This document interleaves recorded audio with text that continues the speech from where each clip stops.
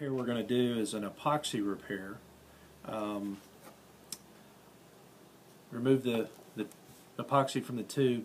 I like to slice off that kind of crusty part that's on the end there, and that's going to expose a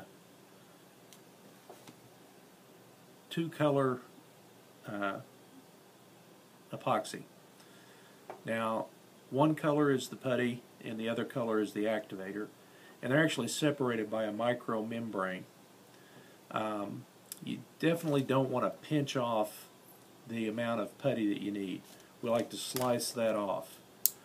So let's get a corner here that we can replace, and I'm just going to take my knife and cut the corner off of this panel. Okay, so we've got a corner that's cut off, and we want to replace that. So what I'll do is I'm going to slice off, just like cookie dough, a little bit of material. Now there's a small plastic membrane on the outside that I'm going to remove, kind of like a bologna wrapper. And we're going to take and mix this until it's one consistent color. We don't want to have any marbling in the color. We want it all one color.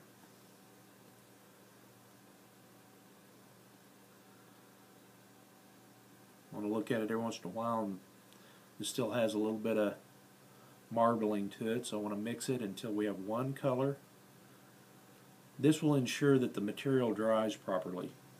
If you pinch it off, you'll distort the amount of hardener to resin, and your repair will not dry properly. So now that we have this mixed and it's all one color, we're going to apply it to the corner. Now, if it's a very large repair, we might actually even put a finish nail in or a finish trim screw. It's a little bit of rebar for that to help support the corner.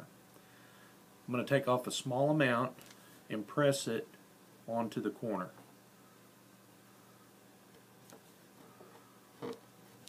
Now, one of the things that I didn't do that I'm going to go ahead and do right now is add a piece of masking tape to this.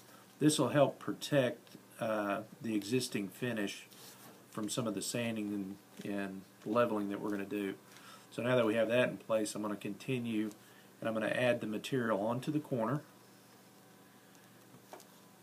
And I want to make sure that I don't round it off or dub it off, because I want to make that nice sharp corner again. So I get the material in place, and we're going to leave it alone for a few minutes. Now this excess material I don't just throw away. I roll it up into a ball,